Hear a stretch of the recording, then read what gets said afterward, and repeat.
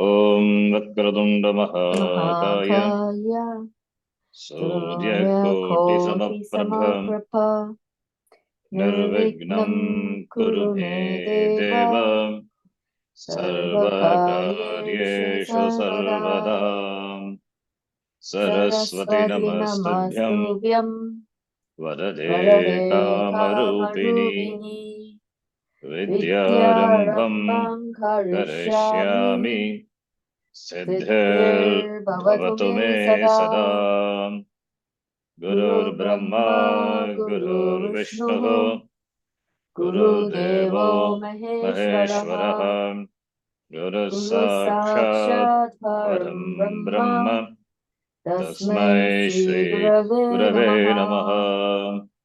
ॐ ॐ सहना सहना भवतु भवतु सहनौ सहनौ भुनक्तु भुनक्तु सह सह वीर्यं वीर्यं करवावहै करवावहै तेजस्विनावधीतमस्तु मा विद्विषावहै। तेजस्विनावधीतमस्तु ॐ ॐ शान्ति शान्ति शान्ति शान्तिः। शान्तिः। ॐ श्री परमात्मने नमः। ॐ श्री परमात्मने नमः। अथ द्वितीयोऽध्यायः। अथ द्वितीयोऽध्यायः। श्रीभगवानुवाच। श्रीभगवानुवाच। श्लोक नंबर 21। वेदाविनाशिनं नित्यम् वेदाविनाशिनं नित्यम् ययेनमजमव्ययम् य एनमजमव्ययम् कथं स पुरुषः पार्थ कथं स पुरुषः पार्थ घातयति हन्तिकम्। खण्डकाथयति हन्तिकम्। यः वेद एनम् आत्मानं विनाशिनम् अजम् अव्ययम् कथं सः पुरुषः हन्ति घातयति न हन्ति न घातयति. That person who knows himself to be that Atma which doesn't undergo any change, avikriyaha Atma, how can that person be a karta? How can he kill, be a karta? Hananam, hanta is karta, the doer of killing, action. How can he cause to do? How can he instigate someone to do the action? So na karta bhavati, na karayita api. That is the meaning. We are saying that. Therefore, aham na karta, I am not the doer. Therefore, sarva karma sannyasa, that is jnanam. All the karma has gone from that person. It means kartrutvam not there. Even though the person may be seemingly performing karma, but really he doesn't do karma. Kartrutva abhavat, because of the absence of kartrutvam. Absence of kartrutvam is because of jnanam. What is the jnanam? Aham atma. Atma is avikriyaha. Atma is nityaha, ajaha, puranaha, shashvataha, avyayaha, anashinaha, aprameyaha. All the words are important. They are used for nididhyasanam, contemplation. All the words are nothing but you. The meaning of the words are nothing but you. They resolve in you. So therefore, these words are for meditation. Any one word can be taken and can be meditated upon to see the meaning of the word to be you, Atma. Therefore, here, I am not the doer, will read, pointed out. It was pointed out that Sarvakarma Sannyasa is only possible if Atma is not a doer, a karta. Only when one understands I am not the doer, agam akarta, does the renunciation of all karmas take place naturally. Not that he will stop doing karma. Here, sannyasa, the tyaga is by jnana. त्यागे नैके अमृतत्वमानशुः न कर्मणा न प्रजया दरेण Yake naike amritattvamanashu. This is jnanam. If the knowledge that I am neither a doer nor an enjoyer has arisen in someone, then sarva karma sannyasa is accomplished by that person. Only if the knowledge itself cannot take place is sarva karma sannyasa an impossibility. But on what basis can you say this knowledge cannot take place? Are you saying such an Atma is not there? And if so, upon what do you base your statement? You cannot say that Atma is not there. Since the very act of saying so presupposes an Atma, because your existence, you are talking. Therefore, no one can say, I am not there. In the existence of Atma, then there is no doubt whatsoever. If the doubt is not with reference to the existence of the Atma, then it is with reference to the Atma being Akarta. It is easy to assume that there can be no Akartra Atma because the Atma is known as Karta and not as Akarta. And if there is an Atma that is Akarta, there is no way of knowing it. This could be the contention, arguments of the most people who do not understand that there is no Kartrutvam for the Atma. To this, we answer as follows. If Atma is a Karta, it must always be the Karta. If Atma is always the Karta, if Kartrutvam is the very nature of Atma, then as a doer, it should be doing all the time. But that is not what happens. Sometimes you fall back and do nothing at all. You only enjoy. Then you see only enjoyership, Bhoktrutvam, and no Kartrutvam. Similarly, if enjoyership were the nature of Atma, then Atma would be a Bhokta all the time. Thus, Atma is neither Karta nor Bhokta because it is not a Karta all the time, nor a Bhokta all the time. Therefore, Kartrutvam cannot be the nature of Atma. Similarly, Bhoktrutvam also. There are also moments when neither doership nor enjoyership is there, when there is no I sense at all, because this I notion, Ahankara, is absent at times between two thoughts, for example. Then how then are you going to account for this experience? You cannot. Now can you say that the Shastra says that the Atma is Akarta? Because it says that Atma is Akarta and we have no data whatsoever to contradict this statement. Shastra being a Pramanam, therefore, no statement to contradict what Shastra says. You may agree with the Shruti that Atma is Karta, but may say that knowledge of such an Atma is not possible because it is not an object of your mind. But Shastra says that such knowledge has got to be gained by the mind alone, for which there is a pramanam, the Shastram. You have a mind that is capable of the knowledge that will destroy the ajnanam, the ignorance. This is all that we are talking about, and you say it is not possible. Is it that it is not possible for you, or is it because it is not possible at all? Can Atma be known? How can I gain the knowledge of Akritra Atma? I cannot see the Akritra Atma. Here Shankaracharya says that the knowledge of Atma is not similar to the knowledge of an object, but is rather the removal of ignorance about the subject itself. There is a knower who has ignorance about himself or herself, and removal of that ignorance is the only knowledge being discussed here. This knowledge, Vritti Jnanam, is I am not the doer, Agam Akarta. This thought, Vritti, is capable of destroying the ignorance about oneself. A particular fact that I am the Atma, the non-doer, is not known, and ignorance of this fact is removed by a vritti brought about by the teaching Upadesha. The vritti, having done its job, goes along with the ignorance. Therefore, vritti jnanam, the vritti, the thought which is generated by the Shastra, vritti jnana, that knocks off the ajnana vritti. Therefore, vritti having done its job, it goes along with the ignorance, along with ajnanam, goes away. Where is the problem here? We have a complete methodology, a prakriya for it. How exactly the knowledge takes place and so on. If you say that it doesn't take place in a particular mind, antakaranam, then we will say that a certain type of antakarana is necessary and that there are ways for you to gain it. This is why the Gita talks so extensively about yoga and so on. Because we don't want to accept something, we keep on talking about its impossibility. This is because of your commitment to your belief. You are not committed to truth. First, you commit yourself to your belief, to your faith, and then you explore for confirmation of that belief in the Shastra.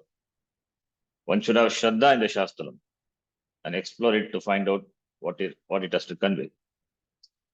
The importance of intellectual honesty.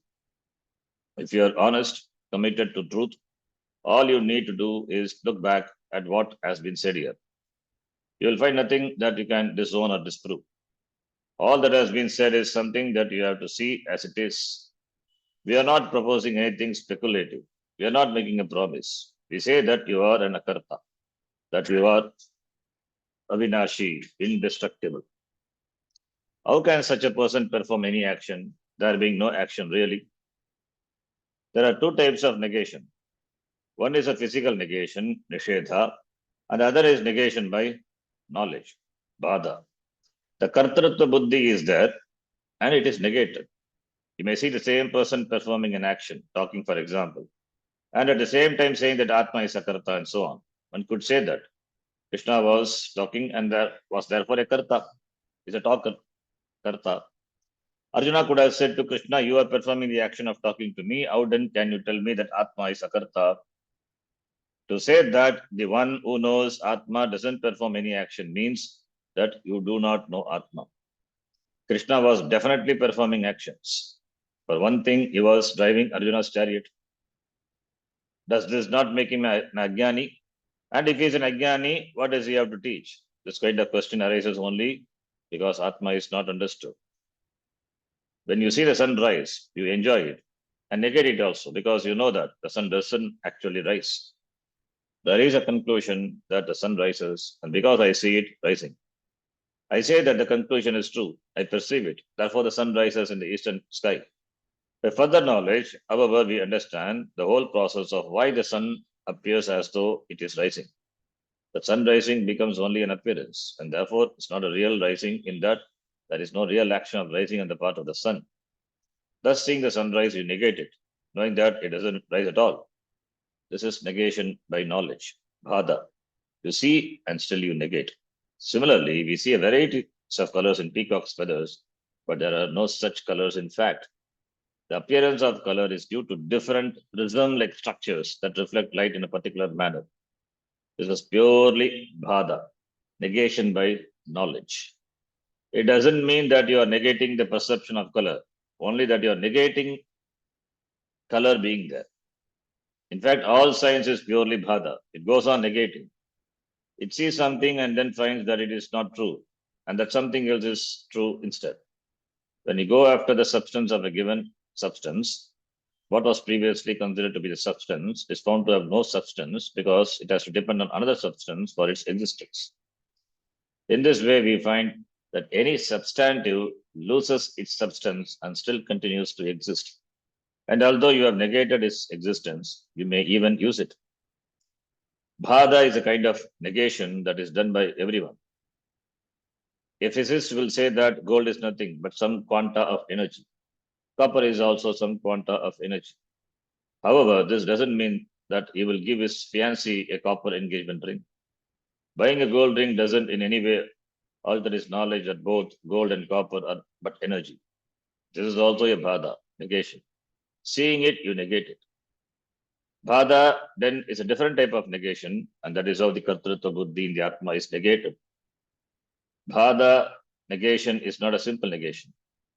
Once bhada is there, regardless of what the jnani does, he or she knows that I perform no action. This is the knowledge, jnanam, and there is no way of losing it. This is what we call sarva karma sannyasa. It doesn't mean that a person will not do any action. It means that the Satchidananda Atma doesn't perform any action. There is nothing more to be done. While performing karma, the sarva karma sannyasi sees that there is freedom from action.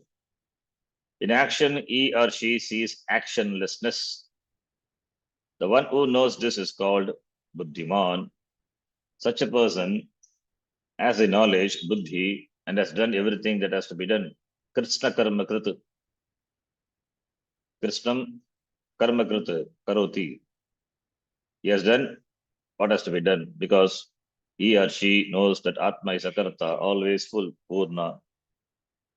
Shankaracharya spends a lot of time here quoting from later verses because of the importance of these two sentences. He said that it would be shown that the one who has self-knowledge, Atma Jnanam, alone is qualified for Sarva Karma Sannyasa. Such a person is not bound anymore by karma. Therefore, whatever a Sarva Karma Sannyasi does, he or she does only because it has to be done and not because of any desired result. Because of the person's prarabdha karma, certain actions may be performed. This will be seen repeatedly throughout the Gita Shastra. What is relevant here is the initial conclusion that Atma is not subject to any change or destruction. Further, Bhagavan Krishna says, let us read this. Vasamsi jirnani yatha vighaya Vasamsi jinani yatha vihaya navani grannati naro parani navani gurnati naroparani tatha sharirani vihaya jirnani tatha sharirani vihaya yavichirani anyani sanyati navani dehi anyani samyati navani dehi jirnan anyani sandhi iko yanachi jirnani plus anyani ikastane yan adeshaha achi pare, therefore jirnan anyani. But when we chant, when we give pause, we have to split. So vasamsi jirnani yatha vihaya jirnani, that which is just become decrepit, old. Jirnani, torn, become old. Vasamsi is vastrani. As the worn out clothes are thrown out and the new clothes are adorned by the person, similarly, the shariram, the body, when it becomes old, it is given up, and a new one is taken up. By whom? By the Dehi. Who is Dehi? Degaha asya asti iti dehinna. The one who has a body. Who is, for whom, whose sake only the body is. Dehi is called Dehi. Just as a person gives up old clothes and takes up new ones, so too the indweller of the body, Antaryami Atma, gives up old bodies and takes others which are new. The word Nara means human being, or etymologically, one who cannot be destroyed. Nariyate, iti Naraha. One who always survives somehow. If a person is enlightened, he or she survives eternally as eternal Brahma. If not, the person merely survives. How? The word yatha, meaning just as, it is an example, just as udahana, drishtanta, indicates that an illustration, drishtanta, example, is about to be presented. Here, the illustration used in the discarding of old clothes for new or better ones. Vasamsi jirnani vikhaya aparani navani grinnati. Similarly, the old body, shariram, is given up and a new one is taken. The word sharira means that which is subject to disintegration. Shiryamana sabhavatvat shariram ityabhidiyate. Bodies therefore become useless in time because of the natural aging process, disease, or abuse. The abuse may be caused by someone's wrong action, like murder, for instance, or by your own abuse. By slow suicide, like drinking and so on, a person destroys a body and thus it is rendered old and useless. Jirna. You are the one wearing the clothes, and if you keep on wearing them on the Sharira, they are with you only, as long as you find them useful. And then, when they are useless, you throw them away and take on new clothes. This process is repeated again and again. Similarly, there is a wearer of this body who is the indweller of it. The indweller, Dehi, is the one who has a body, Deha. Just as a body is within the clothes, so too within this body, which is itself a costume, is a person, the indweller. Mr. and Mrs. or Miss so and so who takes new bodies, Anyani Navani Sanyati, giving up the old one takes on the new. The idea here is that either way, Atma is Nitya. It doesn't die. It always keeps on going. Even when the Jivatma dies, the Jiva doesn't die. Sorry, but even when the Jivatvam dies, not Jivatma. When the Jivatvam dies, the Jiva doesn't die. Only the notion dies. Jivatvam is Mithya, Jivatvam, the status of being a Jiva. Even when the Jivatva dies, Jiva doesn't die. Only the notion dies. That's a Jivatvam dies. Jivatvam dies in the wake of Jnana. Krishna wants to point out here that Atma is always Nitya. Neither does the Atma subject itself to disappearance. The Dehi, the indweller, continues to be. Here, certain questions may be asked. When a person is really old, the body is no longer useful. A man, for example, may be 98 years old and unable to hear, see, walk, or do anything. He cannot digest his food or even open his mouth, and even if he can, he has no teeth. Such a body is definitely useless, like an old Cadillac. The only difference is that certain parts are salvaged from the Cadillac, whereas the old body has nothing to donate. Everything is so old and worn out that to receive a donation from such a person, one would need to be at least 150 years old. The body has a suit of clothes. Because his old body is no longer useful, the person gives it up. Then he lets it go and takes a new body is understandable. Just as the giving up of old clothes and the taking on of new ones is understandable. However, the example doesn't seem to hold in all cases, given that we see people dying away in the prime of youth with cancer and so on. We can understand that accidents are due to someone's mistake, carelessness, or whatever. Someone dying because of a homicide is also understandable in that another person abused his or her free will by performing a destructive action against a body which can be objectified by others. A bullet, for example, can destroy the physical body, Stula Shariram. And once ruptured, the subtle body, Sukma Shariram, can no longer live in it. Just as a car needs a few things with which to operate, spark plugs and so on, so too there's a minimum requirement for the Shariram to be able to operate within the physical body. Sukma Shariram to operate within the physical body. There must be a heart and a kidney, for instance. If these are ruptured, the body is useless, regardless of its age. Just as a new car you bought yesterday can become a wreck today, so too this body also can be wrecked. And because the Dehi can no longer run it, a new body has to be found. However, when a young person dies of leukemia or due to some unknown reason, we cannot say that he or she did anything wrong to bring about this disease.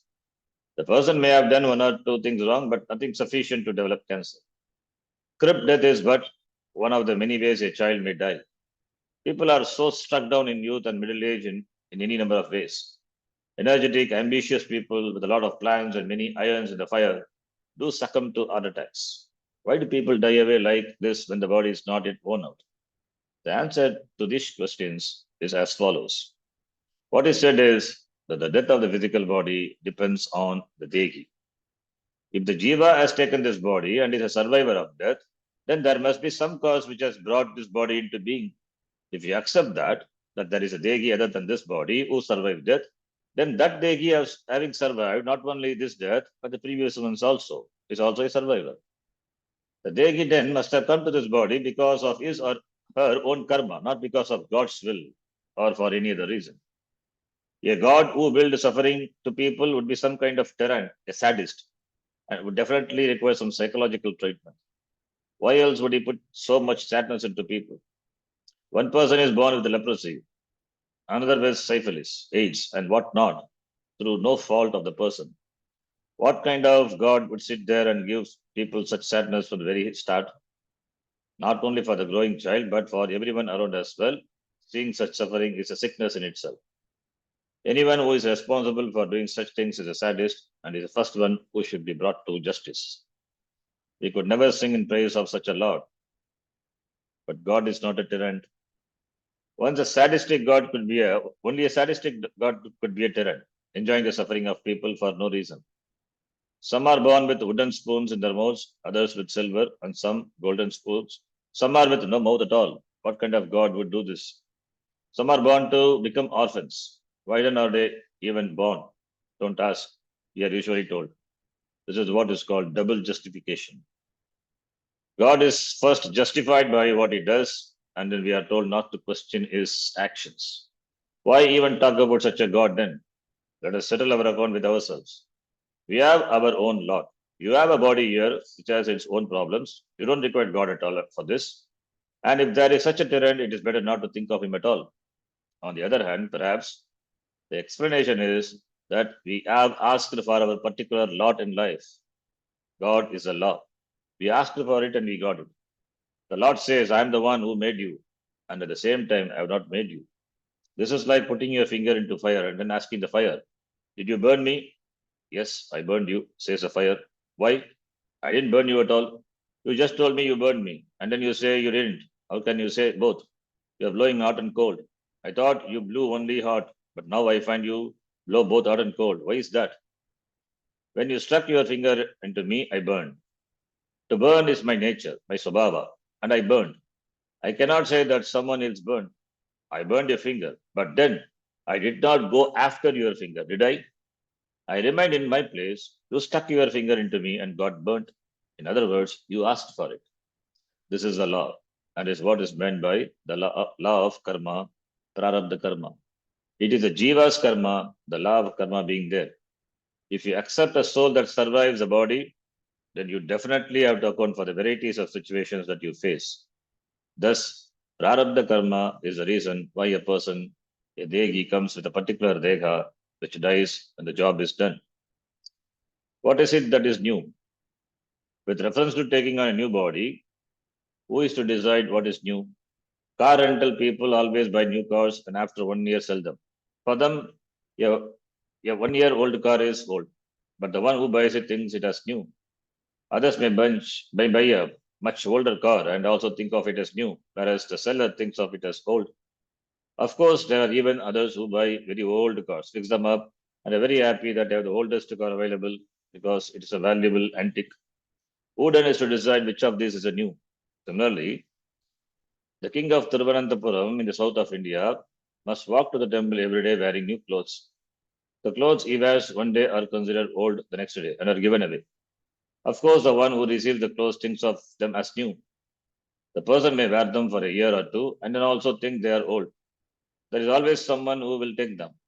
That is why it is said that there is a buyer for everything. You have to decide what is new.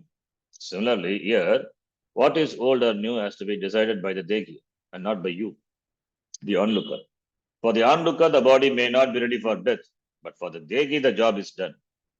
Those who are bereaved may look at a particular death as something that is premature, but that is not the case from the standpoint of the Degi, unless the death is caused by some wrong action, that is, the abuse of free will on the part of oneself or someone else.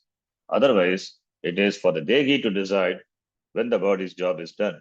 In other words, when the purpose for which the body was taken has been accomplished. Even though the Degi may like to live on, the job for which the body was taken is done. When it is done, the tenure is over. Whatever had to happen here has already happened. Therefore, death takes place. Just as in the world a person takes on new clothes and gives up the old ones, so too the one who indwells in the body, the jiva, gives up the old body and takes on the new. What is meant by old bodies is to be understood properly. Therefore, for the Degi, the one who indwells the Deha, there is no death at all. And for the Deha, there is no survival. The body is bound by time, subject to change, and keeps on changing all the time. There is no time when the body doesn't change. Because it is always changing, it is called Sharira or Deha. Dagana Yogyatva Degaha. Deha means that which is subject to cremation. And Sharira means that which is subject to disintegration, that which is buried. The choice then is only between these two. The Deha is always subject to death and it's always dying. It is not that suddenly one fine day it dies. Rather, it keeps dying all the time. You cannot stop it. Whereas in the case of a Degi, you cannot destroy it. Both facts must be seen very clearly. This being so, there is no cause for grief. Ashochan and Vashochastvam, a theme that continues and is a conclusion. That there is no cause for grief is a vision of the Shastram, and being so, has a bearing upon the entire dialogue between Krishna and Arjuna. As we proceed, we shall see that there are topical connections, sectional connections, and a total connection with this theme throughout the Gita. So beautiful interpretation. We'll stop here. Om Purnamadav Purnamidam Purnat Purnamudachyate Purnasya Purnamadaya Purnameva Vashishyate. Om Shanti Shanti Shanti. Harihi Om Shri Gurubhyo Namaha. Harihi Om. ಧನ್ಯವಾದः.